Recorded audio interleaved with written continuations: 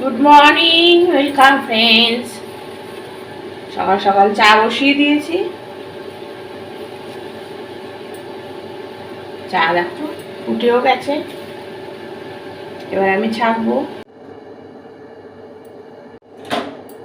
চাটা ছেঁকে নিচ্ছি। এবার একটা আওয়াজ হচ্ছে, একটা পাম্প চালিয়েছি,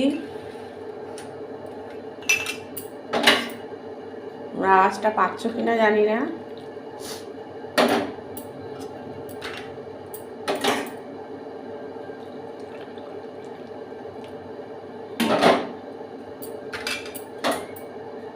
অনেক গাছ কিনেছি, তোমাদের সাথে কিন্তু ওগুলো সব শেয়ার করবো, এখনো শেয়ার করিনি। সব গাছ লাগাবো। তোমার ভিডিও দেখাচ্ছ কেন? হ্যাঁ, চা খাবো, চা কমপ্লিট হয়ে গেছে।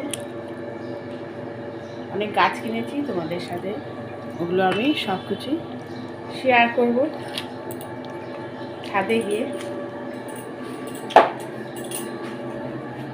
কিছুটা সকালের পরিবেশ তোমাদের সাথে শেয়ার করি।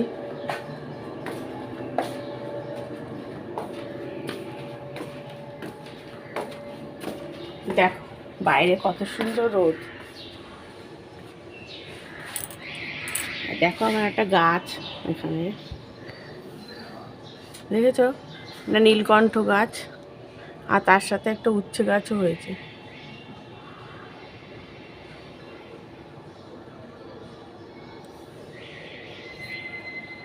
ছাদে আরও আছে গাছ, তোমাদের সামনে আমি পরে আসছি। রান্না তো করতেই হবে, আজকে কিন্তু বেশ ভালো ভালো রান্না তোমাদের সাথে শেয়ার করছি, দেখতে থাকো। হচ্ছে ছ্যাঁচড়া।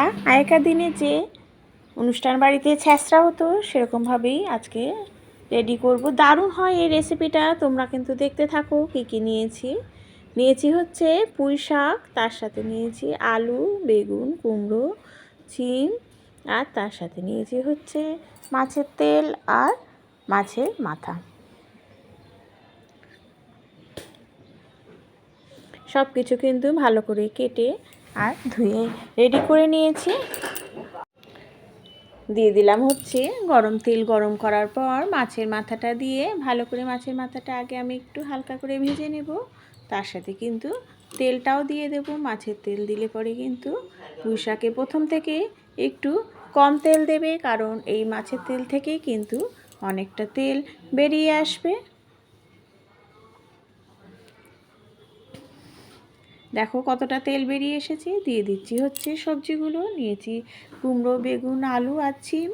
এটা একটু ভালো করে আগে একটু তেলের সাথে ভালো করে কষিয়ে নিয়ে দিয়ে দেবো হচ্ছে পুঁই শাকগুলো।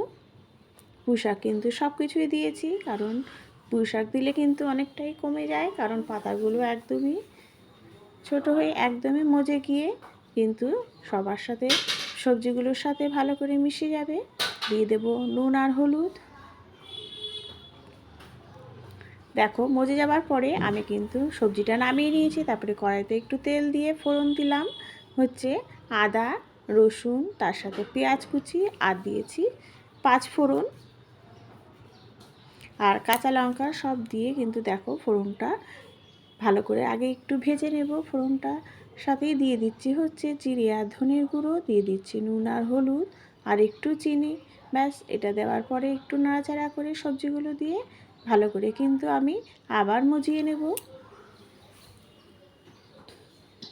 এইভাবে করলে ফোড়নের গন্ধটা বেশ সুন্দর থাকে, সেই জন্যই কিন্তু আমি মজিয়ে নিয়ে তারপরে ফোড়নটা আমি ভেজে দিয়েছি। স্লাইড জল দিয়ে আমি এটা ঢেকে রাখবো। সব কিছু সেদ্ধ হয়ে গেছে, কিন্তু জল দেওয়ার ফলে একটু কাই কাই হবে, খেতে কিন্তু আরও বেশি ভালো লাগে। চিনি কিন্তু অবশ্যই দিতে হবে। এই নিরামিষের, এই সমস্ত নিরামিষ না কিন্তু এই সমস্ত সবজি একটু চিনি দিলে আরও বেশি টেস্ট হয়। একদমই কিন্তু আমি জলটা টানিয়ে নেব। দেখো কতটা ভালো মজে গেছে সব কিছু। একদম যখন ড্রাই হয়ে যাবে নামিয়ে নেবে, ঠিক এরকম আসবে দেখতে, কিন্তু যেমন হয় খেতেও কিন্তু তার থেকে আরও বেশি ভালো হয়। তোমরা একবার রান্না করে অবশ্যই কমেন্ট করো। আবার চা নিয়ে যাচ্ছি, তার সাথে একটু গরম জল মেখে দিই সকালে ঘুম থেকে ওঠার পর। পুজো হচ্ছে, हर हर महादेव बम बम भोलेनाथ विश्वनाथ কালকে মেয়ে করেছিল, कैलाशपति আজকে आशुतोष শাশুড়ি করছে, শাশুড়ি মা। গরম জল নিয়ে এসেছি মেয়ের জন্য, মেয়েকে ওঠাবো এবার। দেখো কি দিয়ে দিচ্ছি সেটা দেখো, কেন গরম জল দিই। এটা হচ্ছে স্কিন ভালো রাখে, মানে স্কিনটাকে হেলদি করে, শরীরটাকেও ঠান্ডা রাখে। এই যে এটা হচ্ছে মেথি, মৌরি, জিরে, মানে অনেক কিছু আছে। এটা মুখে দিয়ে তারপরে জলটা খাবে। এর জন্য কড়াইশুঁটি কচুরি করব, সেই জন্য কড়াইশুঁটিগুলো পেস্ট করছি। এটা হচ্ছে আমার বরের টিফিন, অফিসে খাবে। মটরশুঁটি ভেজে দিয়েছি, তার সাথে পাঁপড় ভেজে দিয়েছি, মুড়ি দিয়ে একটু নুন ছিটিয়ে দিলাম, চামচ দিয়ে এটা খাবে। বেশ খুবই ভালো খায় এই জিনিসটা। বর খেয়ে গেছে মুসুরির ডাল, পাঁপড় ভাজা আর হচ্ছে কাতলার কালিয়া। এই কাতলার কালিয়ার রেসিপিটা কিন্তু তোমাদের আমি দিচ্ছি, দেখতে থাকো কিভাবে বানিয়েছি। একটু অন্যরকম, খেতে কিন্তু ভীষণ ভালো হয়েছে, একদম মাখো মাখো হয় এই কাতলার কালিয়াটা। কাতলার কালিয়ার জন্য নিয়েছি হচ্ছে রুই মাছ, আর নিয়েছি পেঁয়াজ, কাঁচা লঙ্কা, আদা আর রসুন। আচ্ছা, এই পেঁয়াজ, কাঁচা লঙ্কা আর আদাটা বাদ দিয়েছি, রসুন, এই পেঁয়াজ আর কাঁচা লঙ্কা রসুনটা কিন্তু আমি একটু গোটা জিরে দিয়ে পেস্ট করব। ততক্ষণে দেখো মাছটা নুন হলুদ মাখিয়ে আমি কিন্তু তেলের মধ্যে একটু নুন দিয়ে সবসময় বলেছি মাছটা ছাড়ি, তার ফলে লেগে যাওয়ার আর কোনো ভয় থাকে না। মাছটা কিন্তু আমি খুব ভালো করেই ভাজবো, কারণ কালিয়াতে একটু মাছ ভালো করে ভাজলেই ভালো লাগে খেতে।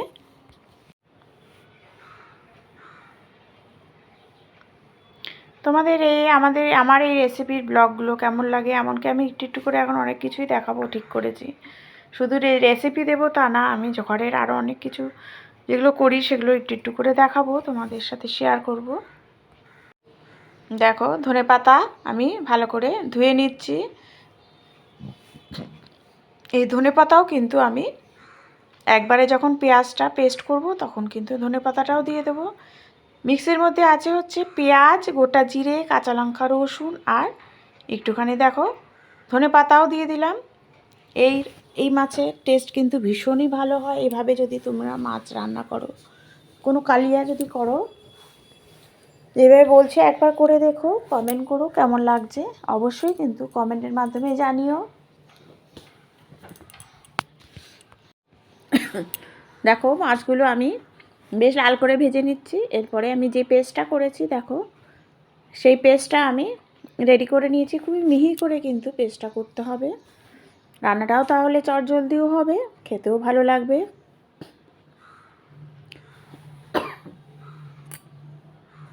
মাছগুলো এবার আমি তুলে নেব, কারণ ভাজা হয়েই গেছে।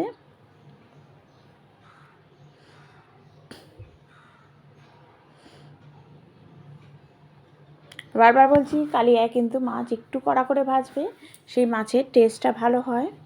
কারণ কালিয়াতে জল দেওয়া হয় না, ফলে ভালো করে ফোটারও প্রয়োজন হয় না, বেশি জল দিয়ে ফোটানোর কোনো দরকার পড়ে না, ফলে মাছগুলো সেই জন্য ভালো করে ভেজে নিতে হয় সব সময়। ব্যাস দেখো মাছগুলো ভাজা হয়ে গেল, এক এক করে আমি সব তুলে নিচ্ছি।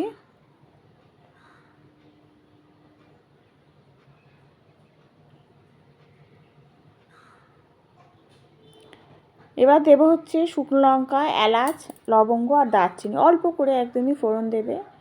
তারপরে পেস্টটা দিয়ে দেবে, পেস্টটাই হচ্ছে মেন, কিভাবে কষাবে, একদম কষাতে কষাতে যখন পিছনে একদম কড়াইয়ের মধ্যে লেগে যাবে, বেশ সুন্দর একটা গন্ধ বেরিয়ে যাবে, তখন কিন্তু এটা বুঝবে যে মশলাটা কষানো হয়ে গেছে।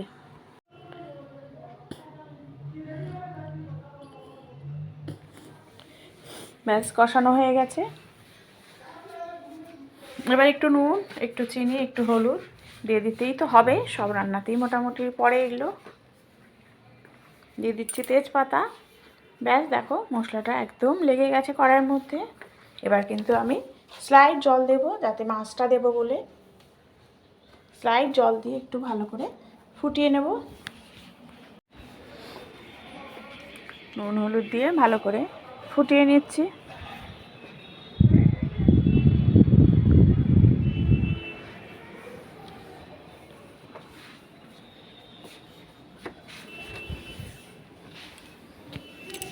দেখো সবসময়ের জন্য একটু ঝোলে কিন্তু সবসময় কাইটা যখন করবে একটু গরম জল বসিয়ে নেবে, তাহলে কিন্তু চটজলদিও হয়, খেতেও ভালো লাগে। আমি কিন্তু খুবই চটপট করে রান্নাও করতে পারি, কারণ অনেক কিছু টিপস আমি ব্যবহার করি রান্নায়, ফলে আমার রান্নাও কিন্তু খুব তাড়াতাড়ি হয়ে যায়। দেখো মাছগুলো দিয়ে আমি কিন্তু আরেকবার কষিয়ে নিয়ে মাছগুলো দিয়ে ভালো করে ফুটিয়ে নেব।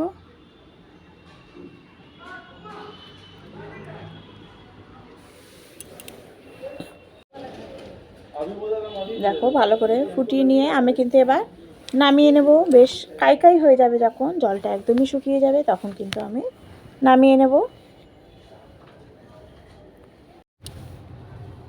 ব্যাস এবার এটা রেডি হয়ে গেল। গরম গরম ভাতের সাথে কিন্তু দারুণ জমে যাবে। একবার এইভাবে রেসিপিগুলো রান্না করে তোমাদের সাথে তোমরা অবশ্যই কমেন্ট করো। দেখো নামিয়েছি হচ্ছে এইভাবে, একদম মাখো মাখো হয়, ভীষণই ভালো খেতে হবে। এইভাবে যদি গরম গরম ভাতের সাথে তোমরা খাও। তোমরা পাশে থেকো, কমেন্ট করো কেমন লাগছে আমার এই ব্লগগুলো। Thank you.